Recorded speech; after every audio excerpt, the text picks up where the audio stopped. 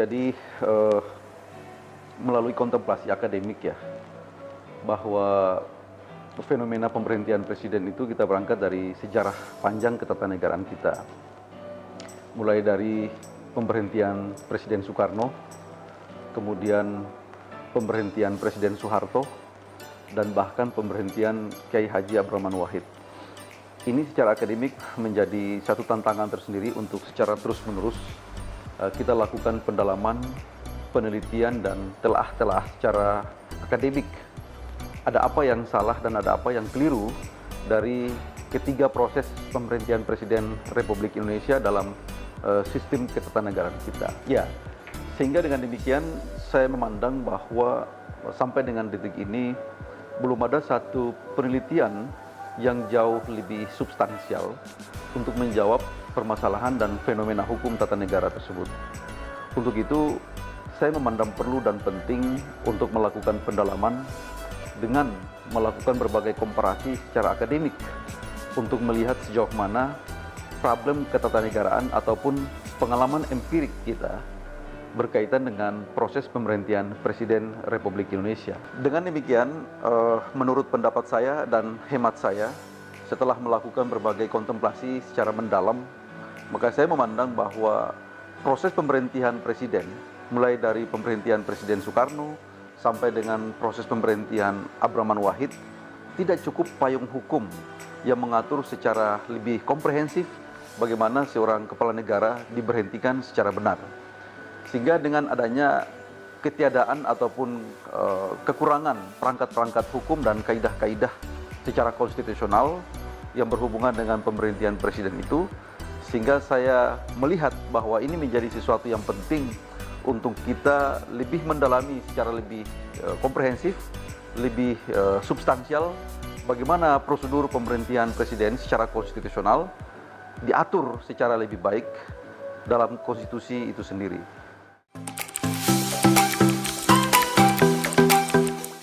Ya, sejak semula ketika saya mengusulkan dalam proyeksi judul disertasi saya tentang hakikat pemberhentian presiden, putusan Mahkamah Konstitusi atas pendapat DPR tentang pemberhentian presiden itu, sedikit terjadi perdebatan antara saya selaku promovendus dengan tim penguji, dalam hal ini promotor.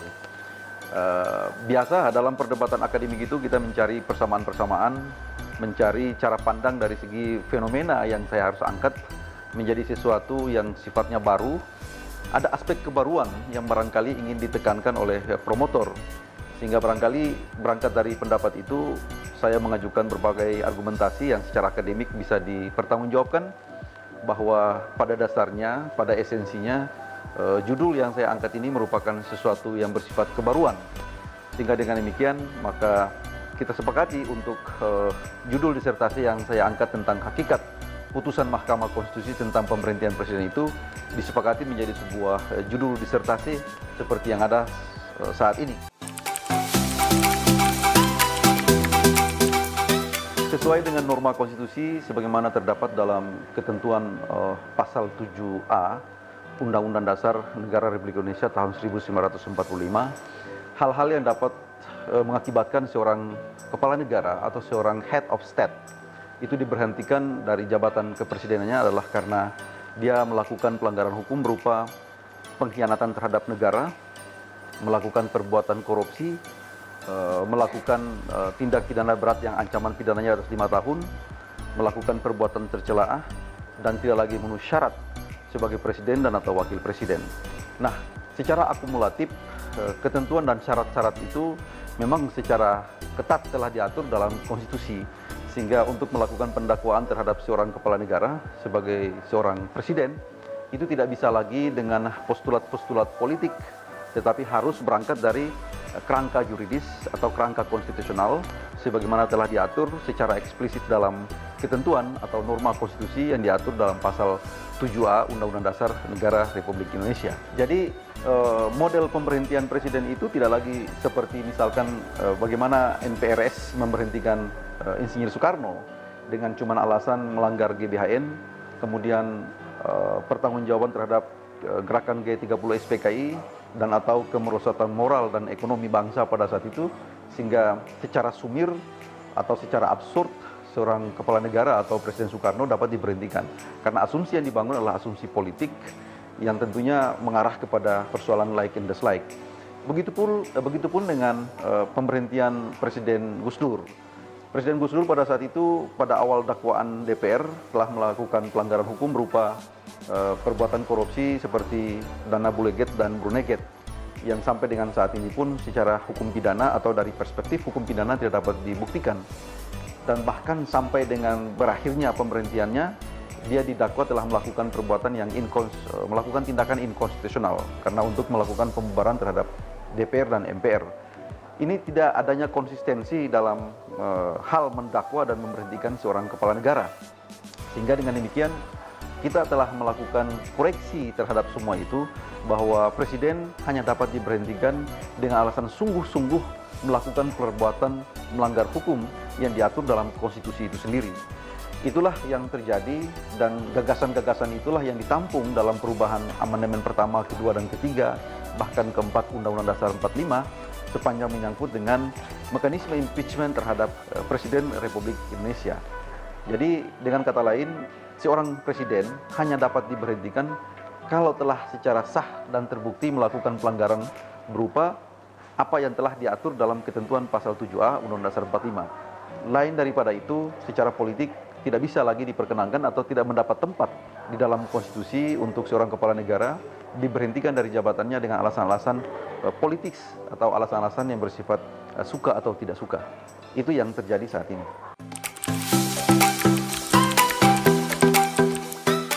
Secara konstitusional ada perbedaan ya antara mekanisme pemberhentian presiden yang diadopsi dalam Undang-Undang Dasar kita dengan apa yang dipraktekkan di negara lain seperti Amerika Serikat, Korea Selatan, Prancis, dan Jerman.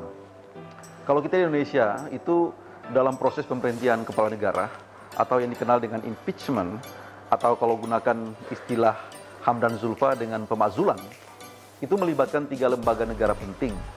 Yang pertama, pendakwaan dilakukan oleh DPR kepada Presiden. Dakwaannya itu diajukan kepada Mahkamah Konstitusi untuk memeriksa, mengadili, dan memutus pendapat DPR itu apakah terbukti bahwa Presiden telah melakukan pelanggaran konstitusi ataukah tidak. Nah, sesuai dengan ketentuan hukum acara sebagaimana diatur dalam Undang-Undang Nomor 24 Tahun 2003 tentang Mahkamah Konstitusi, yang mana telah dirubah dengan Undang-Undang Nomor 8 Tahun 2011 tentang perubahan kedua atas Undang-Undang Nomor 24 Tahun 2003 tentang Mahkamah Konstitusi, dan diatur lebih teknis operasional dengan Peraturan Mahkamah Konstitusi Nomor 21 Tahun 2009 tentang pedoman penyelesaian pendapat DPR. Maka Mahkamah Konstitusi diberikan waktu oleh Undang-Undang 90 hari untuk mengadili pendapat DPR tersebut. Dengan demikian, maka putusan Mahkamah Konstitusi ada 3 kemungkinan. Yaitu yang pertama, membenarkan pendapat DPR jika alasan-alasan yang disampaikan oleh pemohon, dalam hal ini oleh DPR, beralasan menurut hukum. Dan yang kedua, permohonan itu dapat ditolak jika permohonan itu tidak beralasan secara hukum. Dan yang ketiga, permohonan itu tidak dapat diterima jika permohonan itu tidak memenuhi syarat-syarat formil yang diatur dalam undang-undang dan peraturan Mahkamah Konstitusi. Dengan demikian, putusan itu akan kembali kepada DPR, dan DPR meneruskan kepada MPR jika putusan Mahkamah Konstitusi itu secara hukum membenarkan apa yang dibenarkan, apa yang didakwakan oleh DPR. Maka sesuai ketentuan, MPR dalam waktu 30 hari harus bersidang, melakukan sebuah persidangan istimewa untuk agenda tunggal, yaitu memberhentikan presiden atau wakil presiden. Di situ coraknya perbedaannya.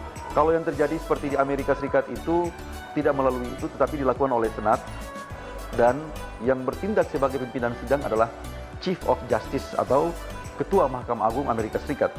Itulah corak perbedaan kita.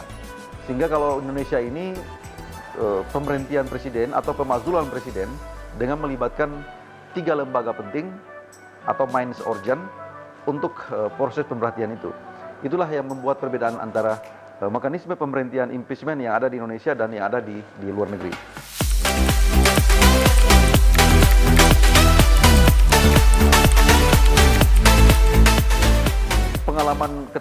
kita dengan pola pemberhentian dua presiden sebelumnya itu memang berbeda dengan apa yang telah diatur secara konstitusional saat ini.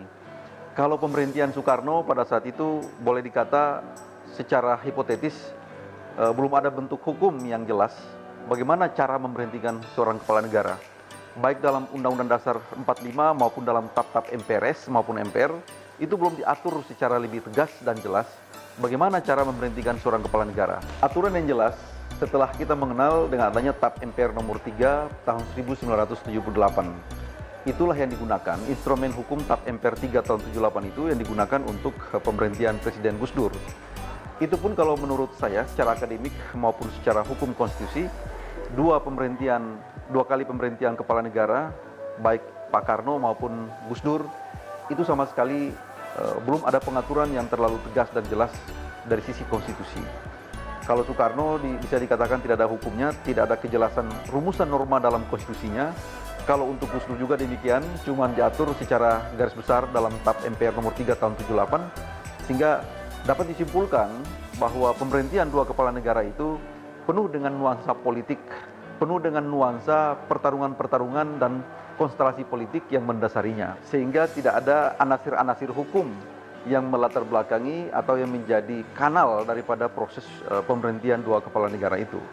Inilah yang merupakan satu preseden dalam praktik ketatanegaraan kita yang barangkali harus dikoreksi secara total, dan berangkat dari pengalaman itulah kita mencoba untuk melakukan pembaharuan dan perubahan yang diadopsi dalam Undang-Undang Dasar kita saat ini yang dikenal dalam ketentuan pasal 7A, 7B dan pasal 24C ayat 2. Ini semua tidak terlepas daripada pengalaman sejarah ketatanegaraan kita dan dengan melihat secara komparatif apa yang telah dipraktekkan di negara lain seperti Amerika Serikat, Korea Selatan, dan Jerman. Itulah yang menjadi latar belakang pemikiran untuk bagaimana kita senantiasa menata kembali sistem pemberhentian presiden kita saat ini dan yang ke depan.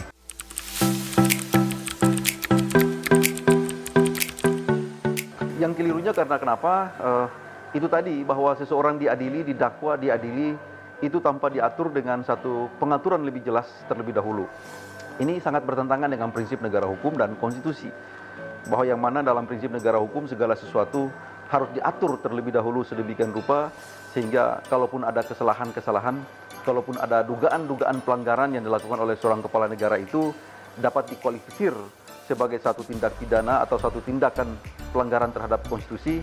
Sudah ada norma-norma konstitusional yang mengatur sehingga segala proses yang dilangsungkan itu tentunya menjadi fair dan dapat diterima oleh semua pihak. Nah, pengalaman ini jangan terulang lagi ke depan sehingga harus kita hindari berbagai benturan-benturan dan berbagai komplikasi dan implikasi secara ketatanegaraan. Saya berpendapat secara hukum bahwa pengalaman dua kali kita dalam praktek pemberhentian kepala negara itu tidak cukup alasan hukum. Dan pada saat itu keadaan politiklah yang melingkupi karakter daripada model-model pemberhentian kepala negara seperti itu. Sehingga kedepannya tidak perlu terjadi pendekatan secara politik dalam memberhentikan seorang kepala negara. Apalagi konsekuensi dari sistem ketatanegaraan kita dengan menganut atau mengadopsi sistem presidensial, maka kepala negara itu dijamin harus 5 tahun atau fixed term. Karena berangkat dari fixed term itu, seorang presiden hanya sungguh-sungguh bisa diberhentikan dengan alasan hukum. Dan tidak bisa dan tidak dapat dibenarkan dan tidak cukup tempat untuk seorang kepala negara, untuk seorang presiden itu diberhentikan dengan alasan-alasan yang sifatnya politis. Itu tidak punya tempat. Apalagi secara paradigmatik pengaturan corak pemberhentian presiden kita di bawah naungan Undang-Undang Dasar 45 setelah 4 kali perubahan itu tidak lagi mengenal sistem yang seperti itu. Tetapi benar-benar semua bertumpuk pada hukum atau yang kita kenal dengan supremasi konstitusional atau supremasi konstitusi, bahwa alasan pemberhentian presiden harus benar-benar sungguh-sungguh dapat dikualifikasir sebagai apa yang tertera atau tereksplisit secara tegas dalam pasal 7A Undang-Undang Dasar 1945.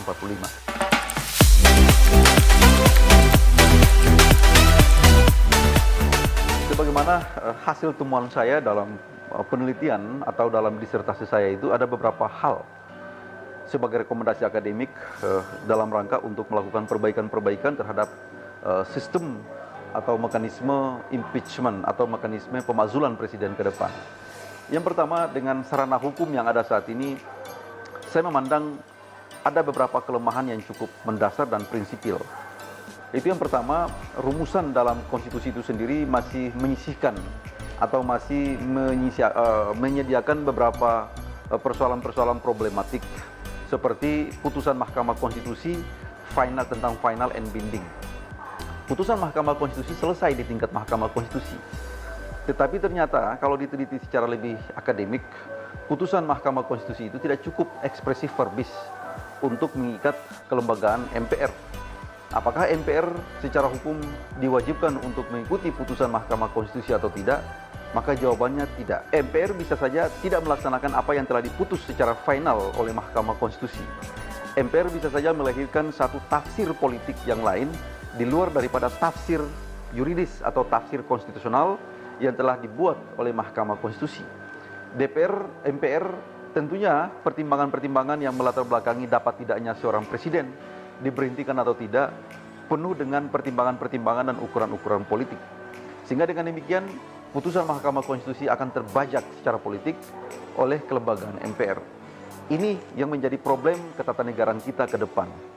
Sehingga dengan demikian saya mengusulkan untuk nantinya Majelis Permusyawaratan Rakyat ke depan dapat memikirkan bagaimana caranya untuk melakukan amandemen kelima terhadap konstitusi sepanjang menyangkut dengan penataan kembali atau penyempurnaan terhadap pelembagaan mekanisme impeachment itu sendiri, agar putusan Mahkamah Konstitusi secara material itu dapat dieksekusi oleh MPR tanpa harus ada perdebatan-perdebatan politik yang sifatnya bisa membuat putusan Mahkamah Konstitusi itu tidak mempunyai wibawa di mata masyarakat atau di mata publik. Saya mengidealkan bahwa putusan Mahkamah Konstitusi adalah putusan yang pertama dan terakhir.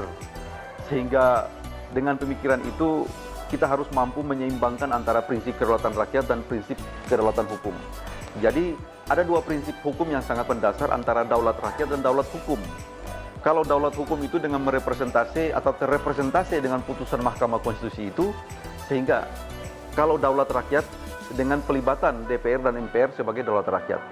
Kalau legal reasoningnya dibalik itu bahwa kalau presiden diangkat oleh rakyat maka diberhentikan oleh rakyat.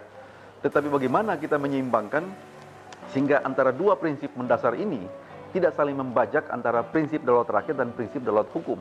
Saya berpendapat bahwa putusan Mahkamah Konstitusi itu telah selesai. Karena DPR telah melakukan pendakwaan terhadap presiden, Mahkamah Konstitusi telah bekerja secara hukum sebagai daulat hukum atau sebagai merepresentasi prinsip daulat hukum, dan kembali lagi kepada DPR. DPR melakukan persidangan, setelah itu diteruskan kepada MPR. MPR telah melakukan persidangan juga dengan cukup meresmikan apa yang telah diputus oleh Mahkamah Konstitusi. Ini menjadi harmoni jika kedua prinsip ini digabungkan dengan cara yang demikian. Saya mengidealkan apa yang diputus oleh Mahkamah Konstitusi seperti Korea Selatan, yang mana Mahkamah Konstitusi ditempatkan sebagai final decision. Mahkamah Konstitusi ditempatkan secara final decision. Kalau di Indonesia, desain konstitusional kita, itu MK ditempatkan di tengah. Setelah MK memutus, membenarkan pendapat DPR, putusan itu dikembalikan kepada DPR, DPR meneruskan kepada MPR. Sehingga final decision-nya ada pada MPR. Ini yang barangkali sedikit kekeliruan, ada kekeliruan paradigmatik untuk bagaimana menempatkan Mahkamah Konstitusi di tengah atau terakhir. Saya mengidealkan demikian. Sehingga baiknya putusan Mahkamah Konstitusi sebagai final decision. Sedangkan Majelis Permusyawaratan Rakyat atau MPR, karena di situ adalah lembaga politik, maka MPR cukup sebagai final approve ya. Dia sebagai penendang bola. Jadi tidak lagi ada perdebatan-perdebatan yang sifatnya material, karena itu telah selesai. Kalau saya menggunakan istilah Hamdan Zulfa, maka fight-in-nya telah selesai di tingkat Mahkamah Konstitusi. Sehingga yang ada di DPR atau MPR itu cuma hanya skuld-nya. Bagaimana memberhentikan presiden atau tidak. Nah, ini yang harus kita balik. Bahwa MPR cukup meresmikan apa yang telah diputus oleh Mahkamah Konstitusi.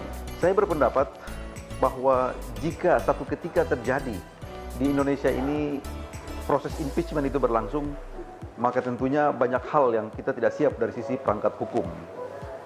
Saya berpendapat demikian dengan beberapa pertimbangan dan alasan-alasan yang secara akademik dapat saya kemukakan sebagai berikut.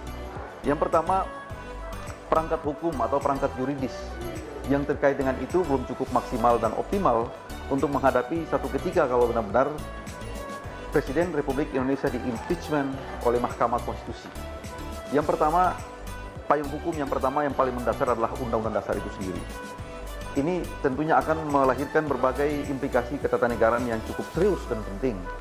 Sehingga ini yang dari saat ini harus telah dibenahi, dipikirkan untuk adanya langkah-langkah pembenahan yang baik dan benar. Yang kedua, undang-undang yang menjadi landasan operasional tentang tata cara Mahkamah Konstitusi menjatuhkan putusan dan daya ikat terhadap lembaga negara lain, ini menjadi problem tersendiri karena diatur dalam Undang-Undang 24 2003 dan Undang-Undang Nomor 8 Tahun 2011 tentang Mahkamah Konstitusi, itu tidak cukup memberikan jalan keluar secara konstitusional tentang bagaimana atau keadaan-keadaan apa saja yang akan dihadapi oleh lembaga-lembaga negara terkait yang berhubungan dengan itu.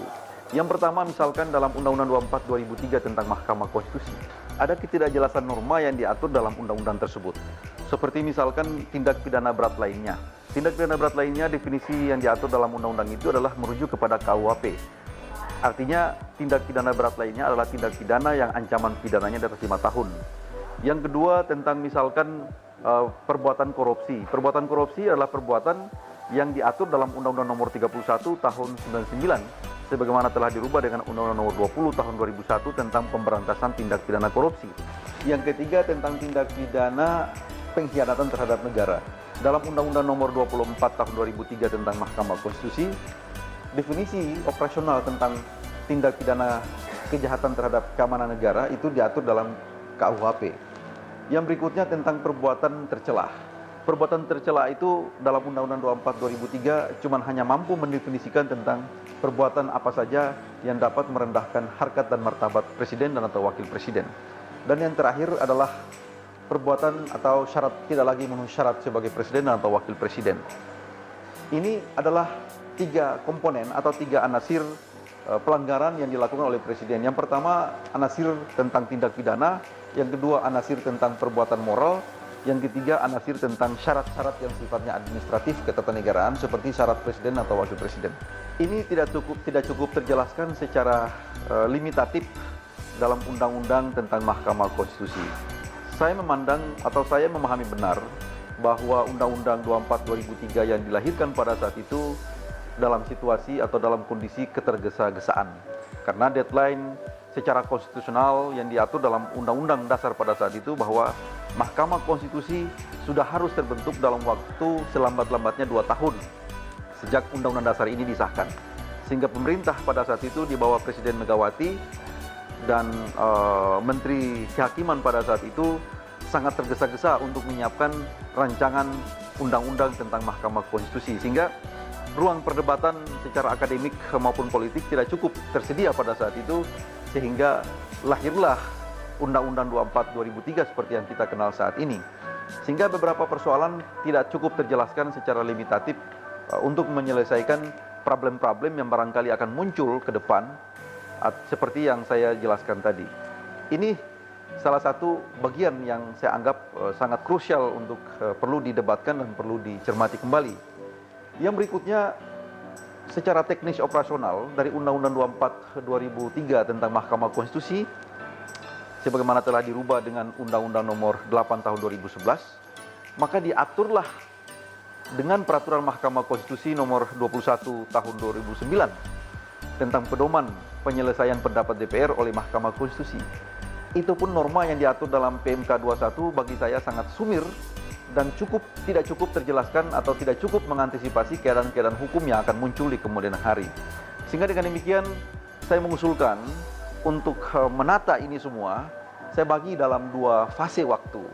Fase waktu yang pertama jangka panjang perlu dilakukan amandemen terhadap konstitusi kita untuk pelembagaan atau penataan pelembagaan impeachment itu sendiri, pemakzulan itu sendiri. Dan jangka pendeknya adalah presiden dan DPR segera merampungkan atau menyelesaikan rancangan undang-undang tentang hukum acara, tentang tata cara melakukan impeachment atau pemakzulan terhadap presiden. Sehingga barangkali kelemahan-kelemahan yang kita secara mitigatif ya terhadap kemungkinan-kemungkinan yang akan muncul, berbagai kompleksitas-kompleksitas yang akan muncul di kemudian hari, itu kita akan tampung dalam rancangan undang-undang itu untuk mengantisipasi keadaan-keadaan yang akan muncul ataupun ketidakjelasan rumusan norma yang diatur dalam Undang-Undang Dasar itu sendiri.